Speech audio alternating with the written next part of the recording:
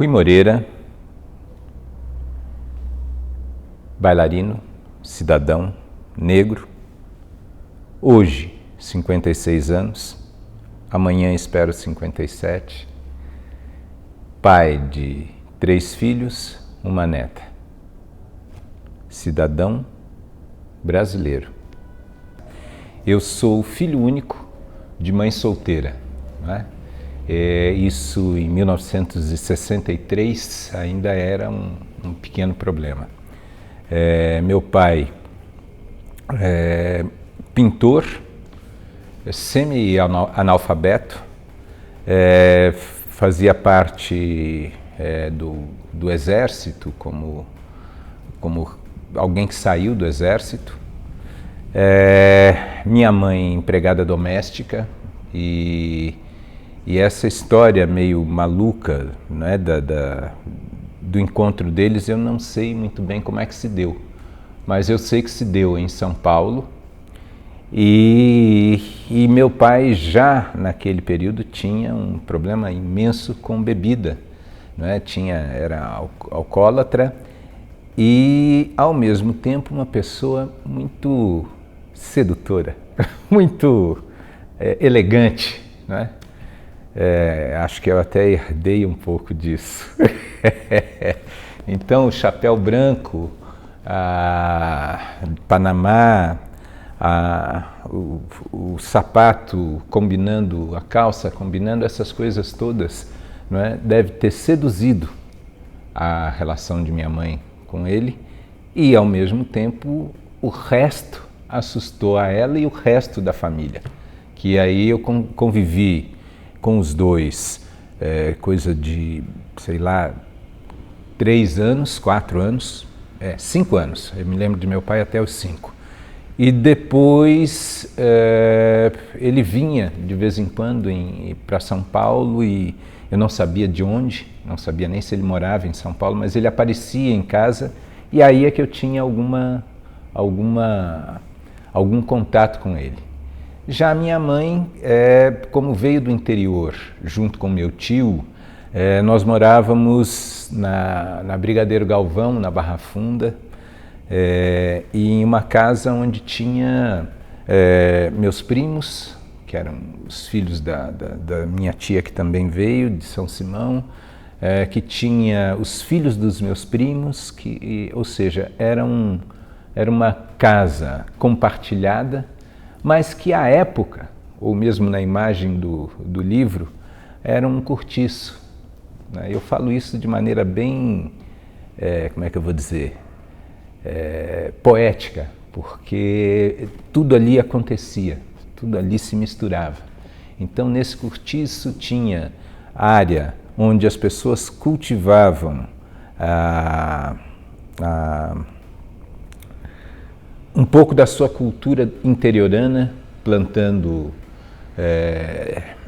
alface, plantando milho, não é? Tinha muitas árvores frutíferas e nessas árvores frutíferas era muito comum ver aquele monte de pretinho bem danado, bem difícil em cima das árvores, o tempo inteiro em cima das árvores. Então a minha infância, esse aspecto lúdico da minha infância era brincar com os primos em cima da árvore, comendo fruta, jogando caroço, isso no centro da cidade de São Paulo, né? Assistindo Titio Molina, que era gravado na Globo, que era do lado, né? Vendo a minha família toda se envolver com carnaval, né? Que tinha camisa verde e os meus primos mais velhos faziam parte da camisa verde, via o time do Galvão, que era um time de várzea que tinha aqui também, e um envolvimento total com o Galvão, e nos finais de semana baile em casa. Nesse baile era onde eu e mais os primos ficávamos rodando no meio das pessoas e o baile comendo solto, né? E com os primos escutando em casa James Brown, escutando Johnny Guitar Watson, toda aquela cultura norte-americana negra, não é? De muita potência, que se misturava com a cultura negra brasileira do samba.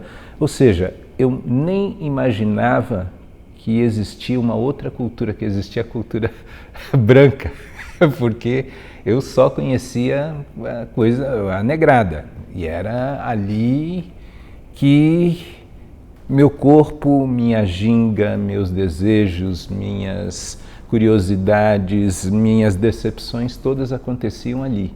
E era uma cosmogonia negra, negra, negra e muito negra. Por quê?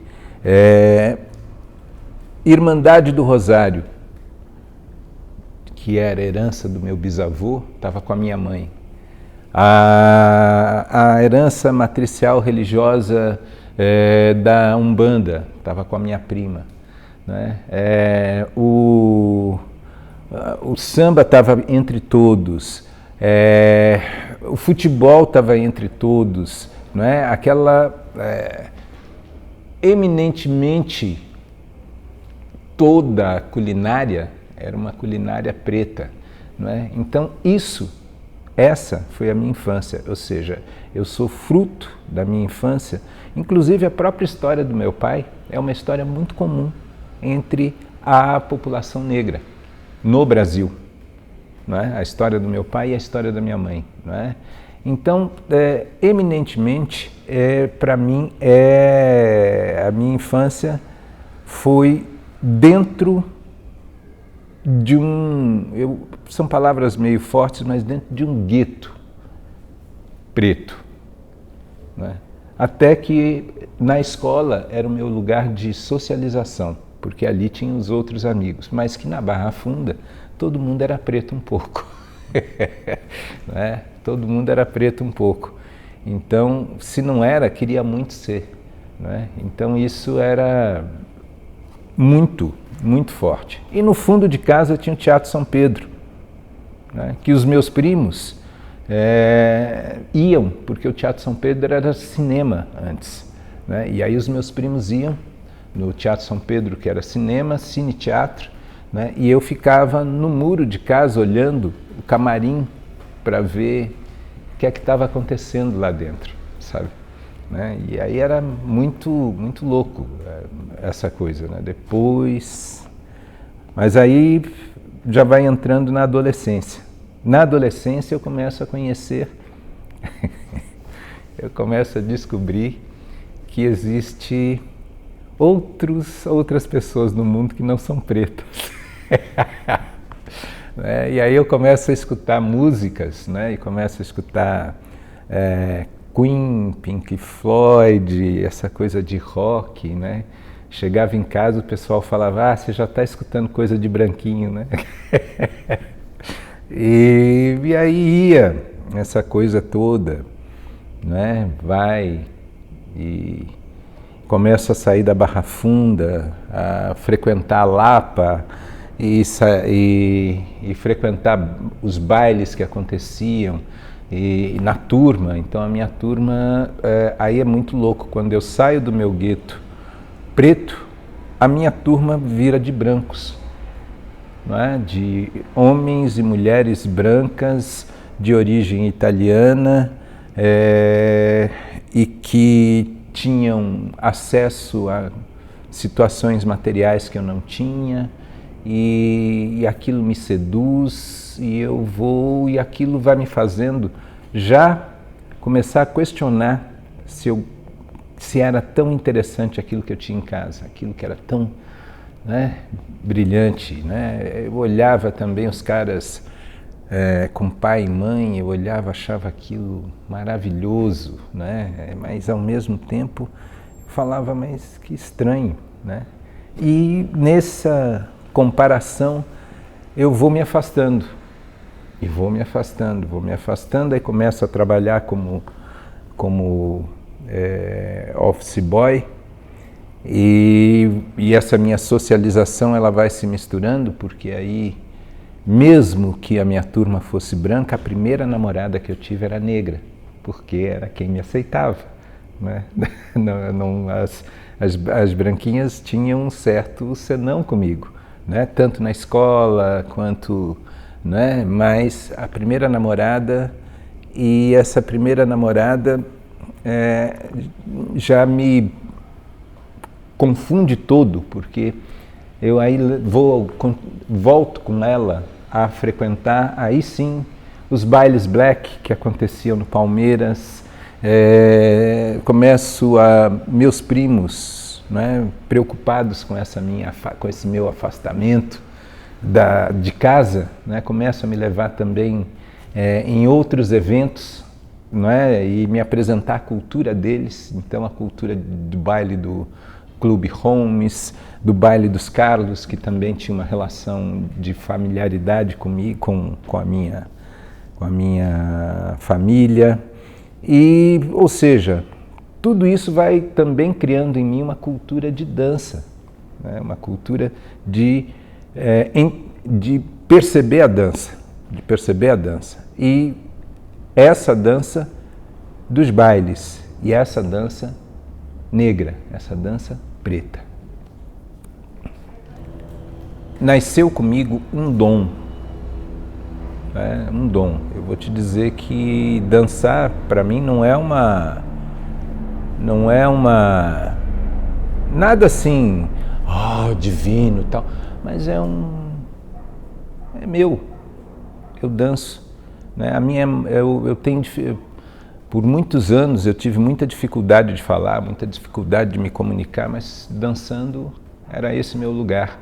E para mim a arte, ela está nesse campo, ela está nesse campo das relações, nesse campo de eu me virar do avesso e não mentir para ninguém, porque com as palavras eu posso mentir facilmente, mas com a minha arte não tem jeito, né? E aí, essa foi a expressão que mais sei lá, foi a maneira de eu me expressar socialmente mais sincera, é a maneira de eu me expressar socialmente mais sincera. Consequentemente, é algo que é meu, sabe? E eu assumo assim. Viver é um negócio que cansa, né?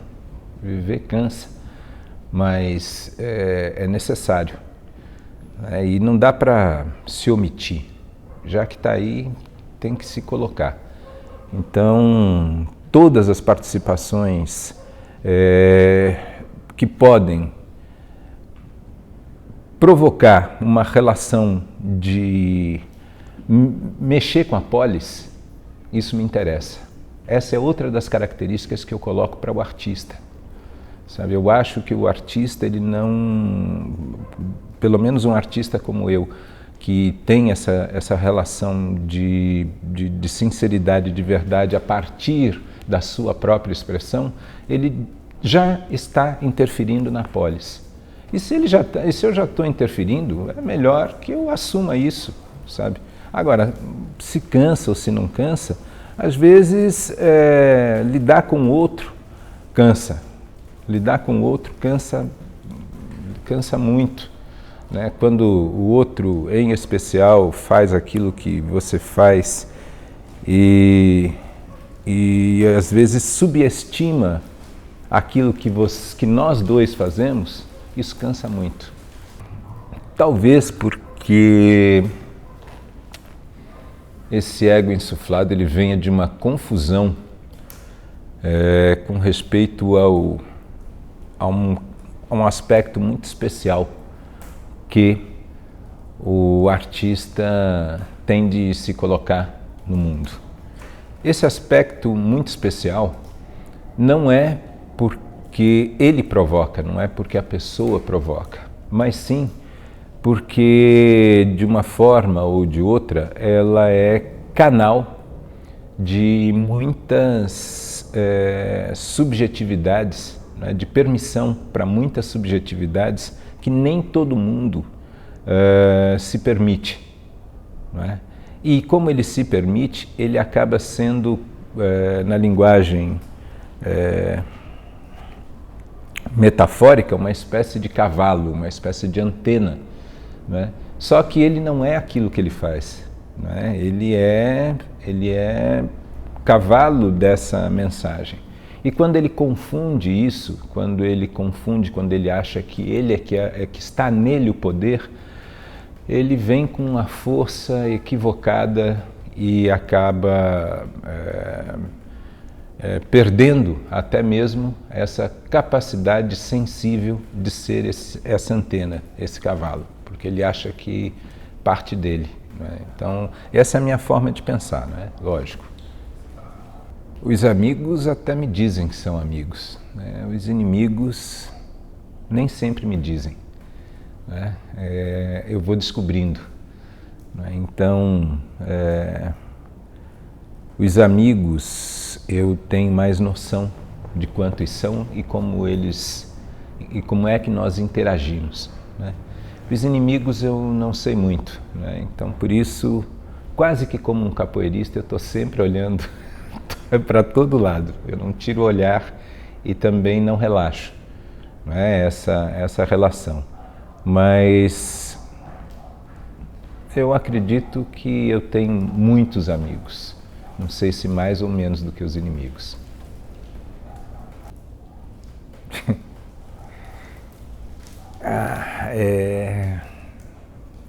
Cara, essa relação do preconceito e do conceito ou da aceitação da negritude no universo artístico, ela tem uma complexidade, porque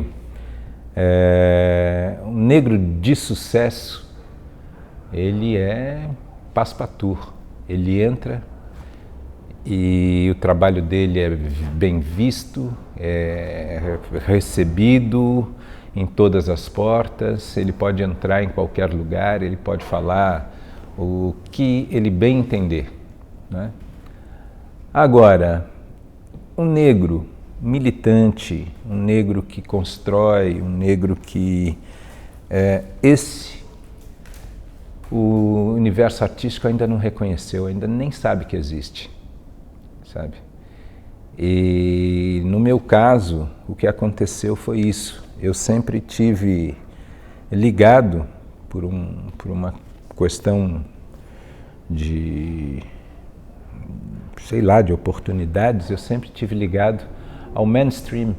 Mas eu vou lembrando que quando eu saí do Grupo Corpo, né? Quando eu saí do Grupo Corpo e fui trabalhar na França com um coletivo, primeiro para dedicar o meu tempo a Seraké, né? E a Seraké era um núcleo de formação de novos artistas e artistas periféricos, consequentemente muitos negros, né? E o meu trabalho em parceria com Fred Bendongué, que é um franco-camaronês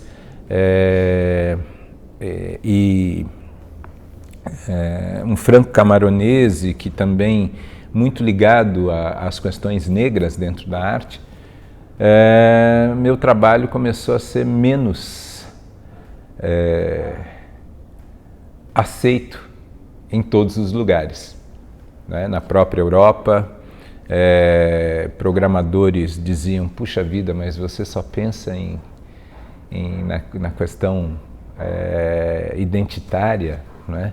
Aqui no Brasil mesmo, as pessoas falavam: puxa, eu esperava que você, ao sair do corpo, criasse uma companhia com bailarinos renomados e bailarinos para falar de todos os temas. Então, essa questão da ancestralidade, esse é uma forma de preconceito que não é dita, né? Essa é uma maneira muito forte que a gente percebe em vários desses setores das artes que hegemonicamente são brancos e que ainda não aprenderam a olhar a negritude com a força que tem, não é? Seja aqui no Brasil, não é? Seja fora do Brasil, não é?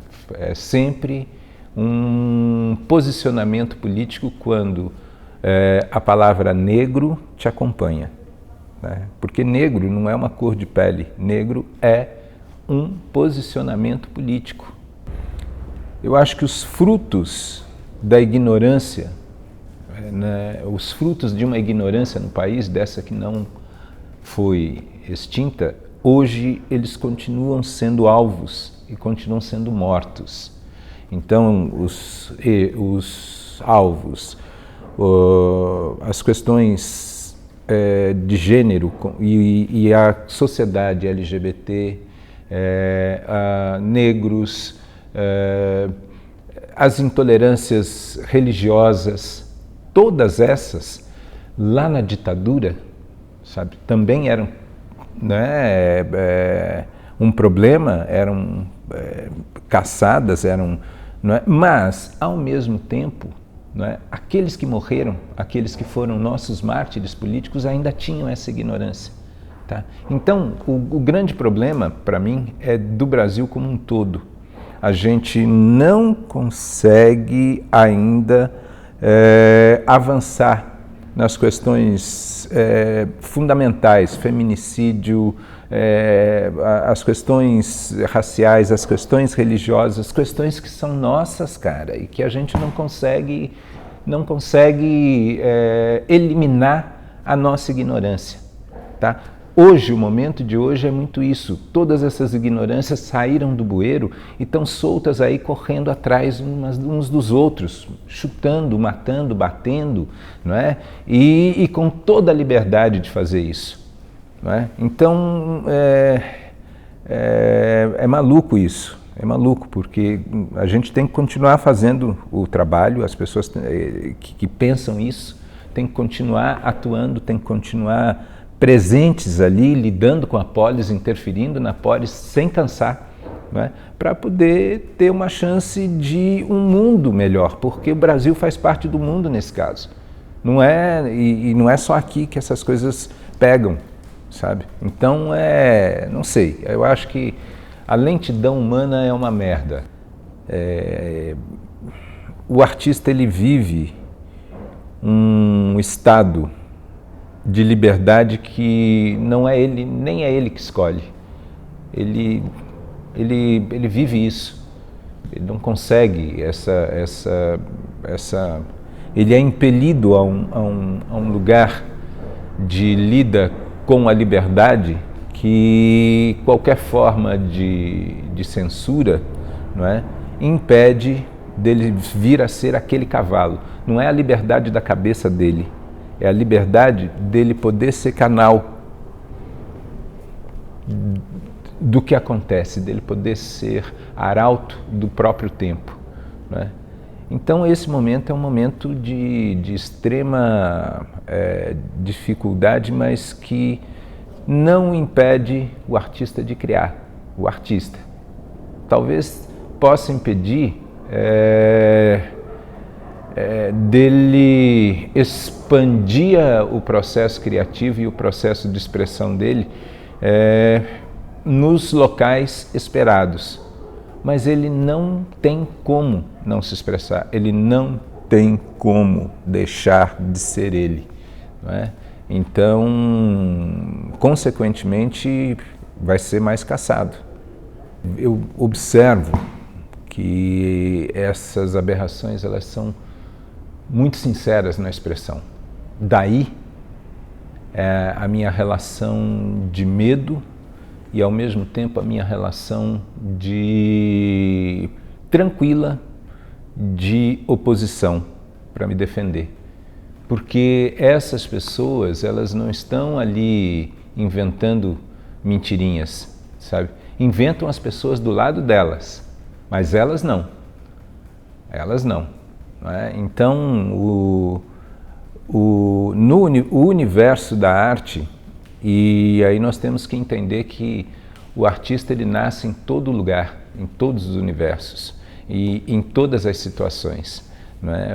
A relação periférica e a relação de centro se relativiza quando nós falamos da arte, porque a arte vem. E a arte não é só aquilo que é o belo ou só aquilo que eu gosto. Muito antes, pelo contrário, ela é uma manifestação que mexe comigo de várias formas. Aí a maneira como eu economicamente coloco o que vem depois da arte, não é? Que são as caixas econômicas, os nichos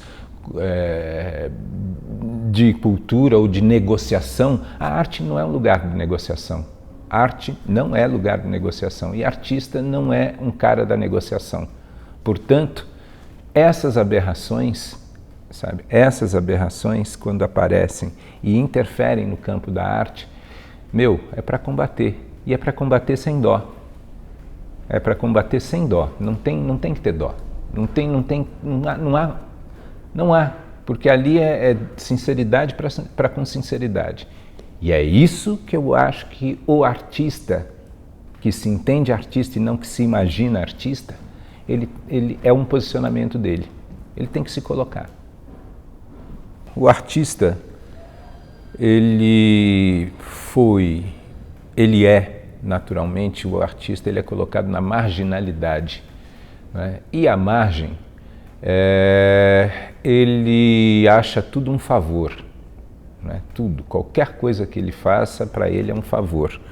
E nós temos a outra questão, quer dizer, a educação social no Brasil, ela institucionalmente ainda é uma consequência dos anos de chumbo, né? Onde é melhor que não se saibam os direitos, é melhor que a gente não eduque as pessoas a compreender o ato delas serem.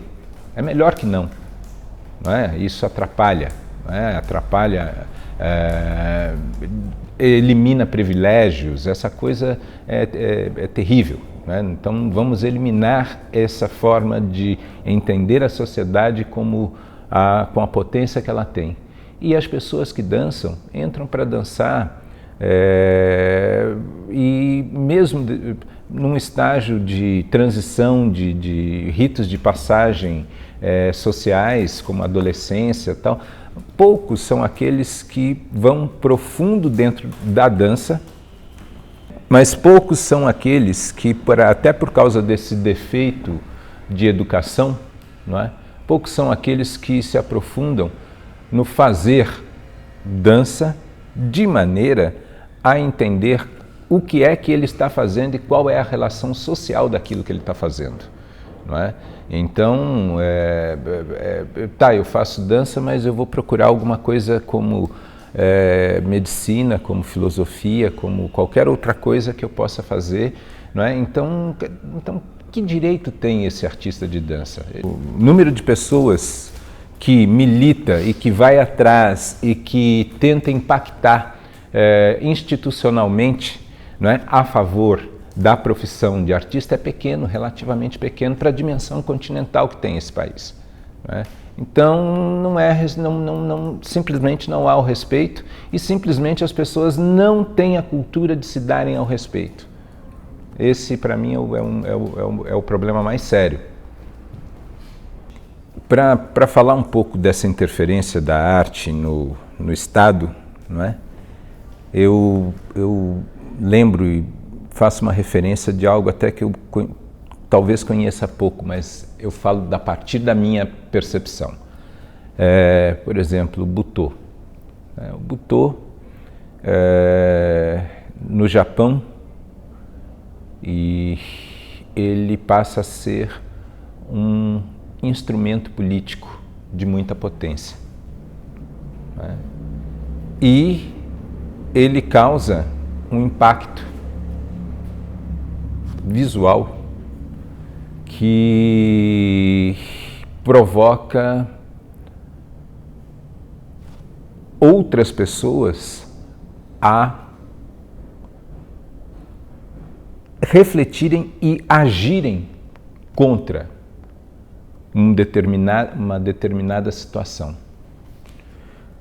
A Pina Bausch, quando traz o trabalho dela pós-guerra, né, e decide ela na reconstrução do indivíduo, aquele pós-guerra, né, e trabalha principalmente no processo algo terapêutico, algo de muito impacto, para que os artistas saiam fortes e se mostrem fortes novamente socialmente, em reconstrução. Isso é um ato político. Isso é um ato político. Nenhum desses dois eu acho sutis. Eu acho de muita contundência.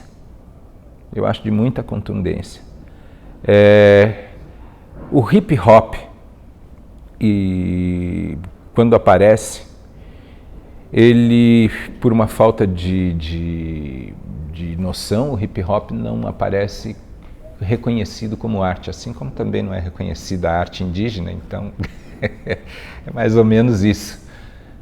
Aparecem de maneiras contundentes. Tanto o hip hop quanto a arte indígena é contundente e nada sutil, né? Então, eu acredito que fora das caixas industriais, que são as empresas de entretenimento, não é? Há uma produção de arte contundente, nada sutil. Só vejo isso muitas vezes quando ela é incorporada em determinados contextos que podem gerar a influência do Estado como partícipe com seu dinheiro, como participação, né, com seu dinheiro, aí essa arte passa a ser filtrada, passa a haver uma censura já, e na cabeça do artista lá dentro. Não é assim, você não pode fazer, não, é lá dentro. Ele já vai querer fazer algo bonito, algo que o maior número de pessoas possa ver. Então, isso elimina a possibilidade da contundência dessas obras. Utopia é necessária. Esquerda. Eu não sei quem provoca, quem é mais provocante. Se Zeus, na sua distância mítica, ou nós, na nossa insignificância existencial. Eu estou mais próximo de Nietzsche. Meu pensamento, e vendo a minha trajetória, a maneira de eu andar, né? Eu me identifico mais com esse pensamento nietzschiano.